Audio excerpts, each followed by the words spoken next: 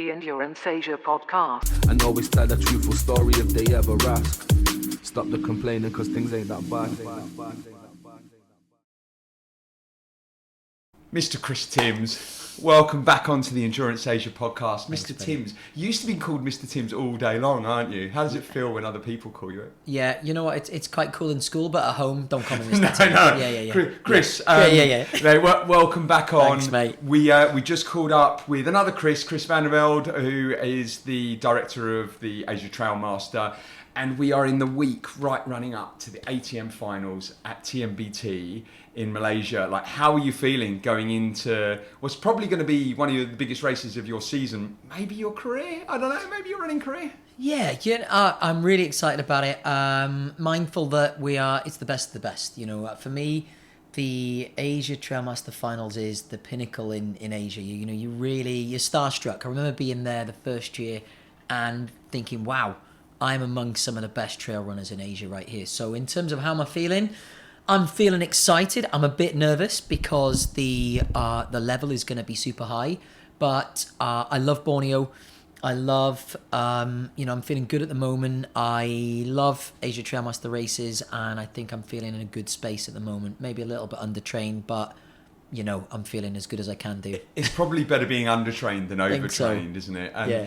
And so this isn't the first time you've raced in Borneo. You've raced there before. I've done a few races in Borneo actually, yeah. So I did, not TMBT, what's the other one that they organised, the most beautiful The thing? Borneo and the BUTM.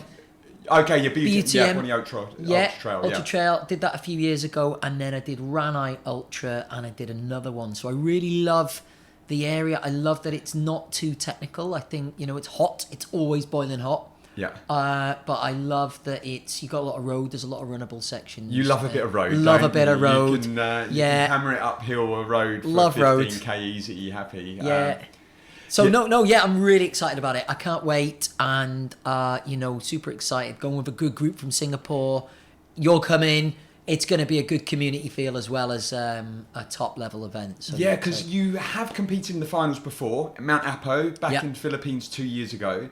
At that time, you were competing for the international team or the expat team. That's right. And so this year, Chris has set out that if you've been living in a country for 8 years or more, you can represent the country in which you are a resident. So you're representing Singapore, mate. How does that feel? I feel proud. You know what? Someone asked us the other day, where are you from? Singapore.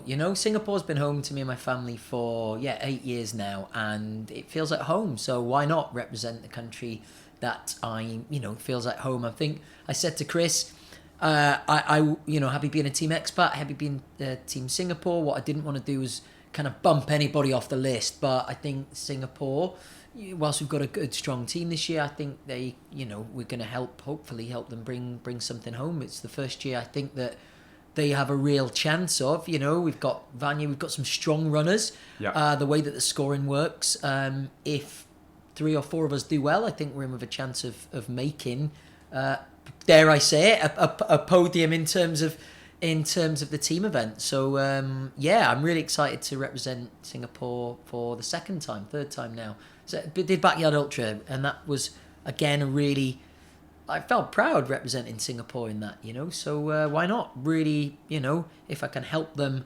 do a good job of podium, then great. Yeah, and talking about potential winners coming from Singapore, we've got Vanya that's going to be competing because she's lived in Singapore for 13 years now as well. So once again, Singapore's her home. It really where is. She's really spent a majority, big part of her life. So Yeah. she's in good shape. I was out running with her the other day. She's just floating across the trails as ever. Yeah, she is, as she's proven many times before, one of the premier trail runners in Asia, so I think she would be, I don't know. It's a long course though. Yeah, it's a long it's not course. her ideal distance. No, I think but 50-ish K is probably her optimal distance. Yeah, but I think Vanya's in good shape. I don't think there's anyone quite near her in that list, but who knows? Anything can happen on the day. But I would like to say, no pressure, Vanya. But I think she would be the favourite in the female category. I think the only real competition she's got is actually probably the winner from Nepal from last year. Rashila, I yeah. think if she's going to be there again but Yeah, she's going to be in good shape, and I definitely hope she because she also finished third 2 years ago. Yeah. Finished second last year. Yeah, she's and never so won it, she's not won unbelievably. it. I know you think of Yeah. her as actually because she's won a lot of the ATM races, but just the last 2 years, the new format where everyone comes together. Yeah. It's been pretty competitive field every time. It has.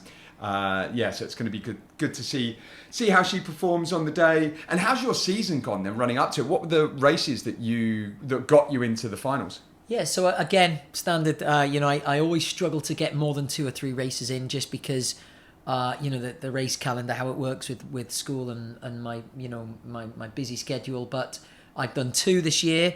One was Tiamen in brilliant race. I really loved that one. That was end of May. Ran with Hao Ha. A fairly stacked field, but beautiful, just a beautiful place. Tiamen, as it's one of my favourite places to visit. You've now. been raving about it ever since. I mate. can't wait to go. It's been on my bucket list of places to travel to for years, but now there's a race there. Yeah, I want to retire there. It's that sort of place, Is it really? Yeah, I want to get a little cottage and retire in Tiamen. But that was an awesome race for many reasons. But we took a whole group of friends over there, people from school. And it was a real community field. Eugene did an excellent job, as he always does. Super well organised event. They cut new trails out for it. It had a really kind of big event feel about it. So that was my first ATM race of the season. I had the privilege of running the first 10K with Hao Ha until we got to the hills and she dropped me, which is pretty standard. Managed a podium on that. So got some points, and then I would say my favourite race of the last few years, actually, the UTSG 50, where everybody descended on Singapore. We got Stingray came, everybody. There was a group of people like Jeff Campbell came, David Longo came from How hard from Hong Kong. it was like, we were starstruck. We had all of the big names here. It was fantastic. So and it doesn't normally happen with Singapore trail races. Or I know that even when we used to do Action Asia races here, there were a few. They'd occasionally get a few African runners over and Kenyan runners over, but in terms of Asia trail runners all descending on Singapore, it's the first time. And, and it was a really good race, actually, wasn't it? Great race, yeah. I mean, Trailblazers did an incredible job. They're working with fairly limited resources with regards to the amount of trails they had available, but it was they did a good job of making it a big race. It had a big race feel, Like I say, we had some big names there. Jerry did a great job of kind of gluing the kind of the pre-race, the comms together. It was great. We had the session in Red Dot, interviews and stuff. It was a really great race. And Jeff Campbell won on that occasion and actually beat Stingray, which I think is the first. I'm not sure if he's beaten Stingray before in a race, so it's quite an interesting. But he's in great form at the moment, coming back from injury. Yeah, great shape. Jeff's awesome guy, and Stingray. I had the privilege of guiding them for the first. It was about the first 10K. There's a bit of a pattern. Were you pacing them? I was. Yeah. So we ran together, which again is just awesome. Being able to run with elite, it is. We use elite. I think we use that term a little bit loosely and flippantly sometimes. But if we're talking about real elite trail runners in Asia, they're 2 of the best. They're potential winners for the. Who came third?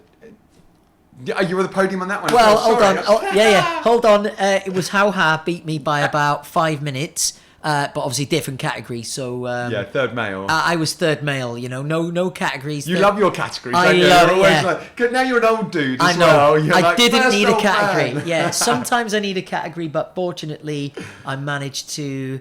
I wasn't far behind Jeff and Stingray actually in the end, but it was. I think you become what you're around. I always say this with anything. If you surround yourself with elite people that raise the bar, you can do pretty cool things. You can push yourself further than you think you can, because you've got something to aspire to be, and they really did raise the bar for everyone. I think I PB'd sub 4 hour 50K for the first time in my life. Yeah. To do that in Singapore in the heat and It was them. It was running with Hao Ha. We were together for most of the race. In fact, I was with her until the last sort of 5K where she dropped me, and she won't mind me saying this, but there was about 3 or 4 times where she turned the wrong way, and I was literally, I felt like I needed to run with her, mate, but Yeah. you know, to keep her on track. So Yeah. no, she's great actually, and what a runner. You know, she's as elite as they come round here. Yeah. So you know, Yeah, what a great performance at Triple C The for her. Endurance Asia podcast. And always tell a truthful story if they ever ask.